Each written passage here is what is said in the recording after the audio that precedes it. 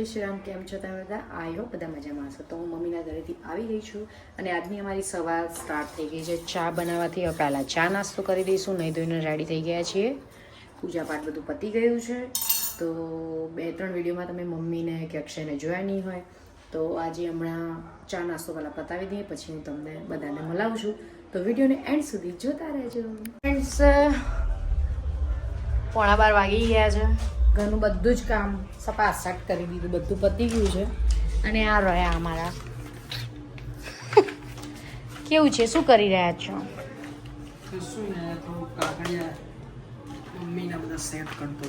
વીમાના કાગળિયા છે, પોલિસી. હા. કેવું રહ્યું? અમું નથી 5 દિવસ. મજા આવી? વાહ વાહ વાહ, તો સારું કહેવાય. લો તાર મજા આવી, બહુ મજા આવી. યસ. ચલો તાણી, એમને મજા આવી છે, કંઈ વાંધો નહીં. હવે આપણે રસોઈ બનાવી દઈએ અને મમ્મીને ફોન ચાલે છે, એટલે ફોન પતી જાય એટલે પછી મમ્મી જોડે વાત કરીએ. તો ચલો, રસોઈમાં આજે બનાવવાનું છે શાક રોટલી. જોકે બપોરે શાકની રોટલી છે, તો લોટ બંધાઈ ગયો છે અને અહીંયા શાક બની રહ્યું છે.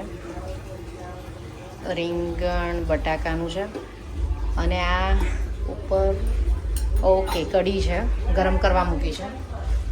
તો ચલો, હું રસોઈ બનાવી દઉં છું, મતલબ રોટલી બનાવી દઉં છું, પછી હું તમને મળું છું.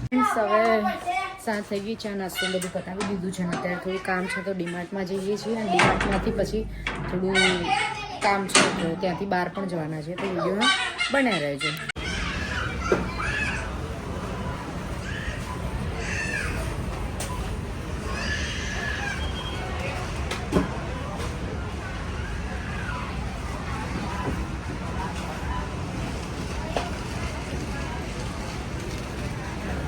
ફ્રેન્ડ્સ, 7:30 વાગી ગયા છે. ડીમાર્ટમાંથી અમે આવી ગયા, બધું સરખું કરીને મૂકી દીધું છે. ને હવે રસોઈમાં બનાવવાનું છે.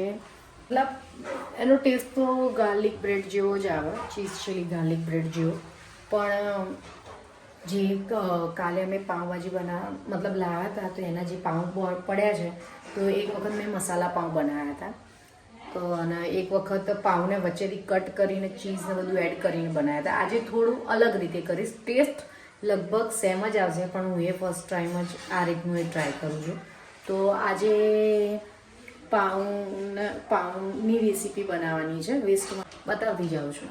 તો અહીંયા મેં બ્રેડના ટુકડા કરી દીધા છે નાના નાના, અને આ લસણ એક્સ્ટ્રા સમારીને રાખ્યું છે. અને એક આ બાઉલ લીધું છે, એમાં લસણ એકદમ ઝીણું ઝીણું સમારી દીધું છે. હવે એમાં બટર એડ કરી અને થોડું માઇક્રોવેવમાં ગરમ કરી દેવાનું. માઇક્રોવેવમાં જ બનાવીશ. અને તમે મતલબ ગેસ ઉપર પણ બનાવી શકો, પણ હું આજે માઇક્રોવેવમાં બનાવવાનું છું. તો બસ આના છે ને થોડું બટર લગાવી અને મતલબ 12 થી 13 સેકન્ડમાં કાઢી લેવાનું બહાર, અને આગળ હું તમને બતાવતી જાઉં છું. હવે આ મેલ્ટ થઈ ગયું છે, તમે જોઈ શકો છો. હવે આની અંદર પાઉં છે ને એને એડ કરી દેવા, પાઉંના પીસ મતલબ એડ કરી દેવાના.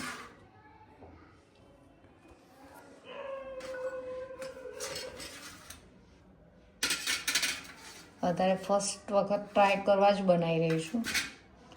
અને હવે એને મિક્સ કરી દેવાનું, કે જેથી કરીને જે નીચેની ફ્લેવર આવી છે ગાર્લિકની એ બધામાં મિક્સ થઈ જાય.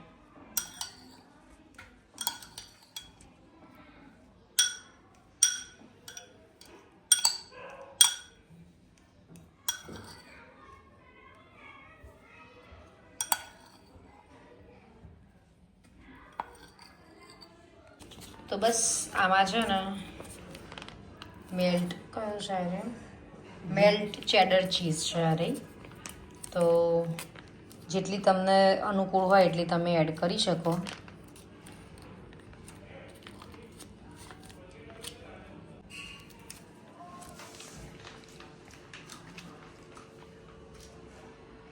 એકદમ ચીઝી આ મારી બુદ્ધિથી બનાવવાનું, એટલે થોડું ઇગ્નોર કરજો. અને આમાં મોઝરેલા ચીઝ એડ કરી દઈશું હવે થોડી.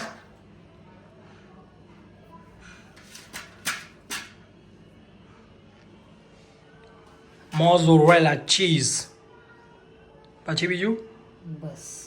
અને પછી હવે એના ઓવનમાં હીટ મતલબ ગ્રીલ કરી દઈશું, અને એના પછી ઉપર ઓરેગાનો અને ચીલી ફ્લેક્સ બધું નાખીશું.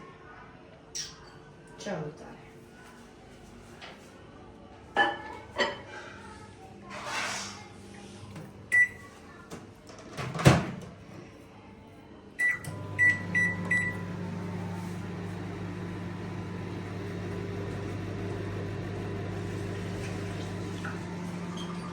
અહીંયા અંદર બાઉલ મૂકી દીધું છે. હવે હું કાઢી લઈશ. હજી મેલ્ટ નહીં થાય થોડું. જો થઈ જાય તો બરાબર છે, જો ના થાય તો ફરીથી મૂકવાનું.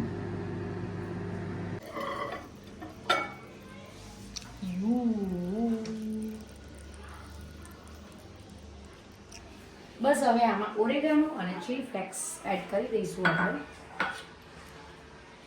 પછી ઓરેગાનો, સોરી ચીલી ફ્લેક્સ અને આ છે ઓરેગાનો. ઓરેગાનો. આમાં તમે સ્વીટ કોર્ન પણ એડ કરી શકો, પણ આપણે સ્વીટ કોર્ન એડ નહીં કરવા કારણ કે અમારા અક્ષરને નહીં ભાવતા. સ્વીટ કોર્ન નો ગળી ગળી થઈ જાય.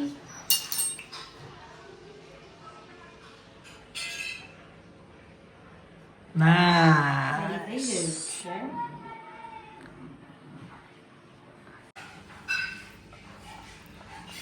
એકદમ ચીઝી ચીઝી.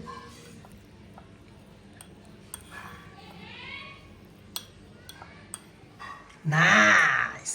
ખાધા પછી નાઈસ કહેજો. લો ટેસ્ટ કરો.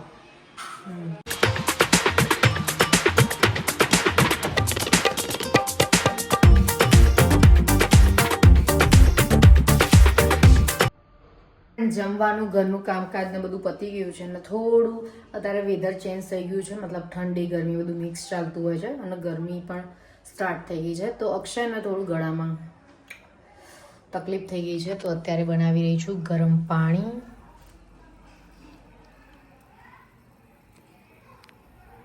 આ બોટલમાં ભરી દઈશ. આમાં બોટલમાં જ લેમન સોલ્ટ બે એડ કરી દીધું છે અને હવે એડ કરીને એમને આપી દઈશ. એટલે શું કન્ટિન્યુ એમને થોડી થોડી વારે ગરમ પાણી જો તમે પીતા રહો તો ગળામાં થોડી જે આમ તકલીફ થતી હોય ને થોડી ગળું સારું થઈ જાય એમ જલ્દી. તો બસ આટલું છે આજના દિવસમાં. રાત થઈ ગઈ છે અને આજે મમ્મીને ના મળવાનું રીઝન એવું થઈ ગયું કે સવારે એક કામ કરતા હતા, પછી ફોન આવ્યો પછી સૂઈ ગયા પછી ઉઠ્યા પછી ચા નાસ્તો બધું પતાવીને હું બજારમાં ગઈને અત્યારે ઘરે આવી ત્યારે રસોઈને એ બધું કર્યું અને પછી જમીને મમ્મી વોક પર જતા રહે એટલે મમ્મીને મલાવી શકી નહીં. તો હવે નેક્સ્ટ વિડીયોમાં મલાવીશ. તો ચલો વિડીયોને અહીંયા જ એન્ડ કરી દઉં છું. હવે નેક્સ્ટ વિડીયોમાં મળીશું. અને આજે જે બનાવ્યું ઇંગ્લિશમાં શું કહેવાય એના left over.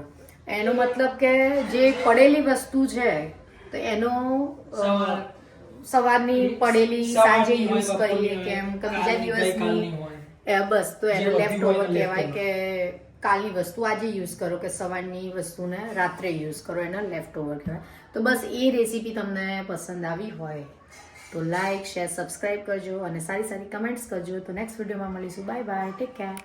Thank you for watching. Like, share, subscribe. Bye.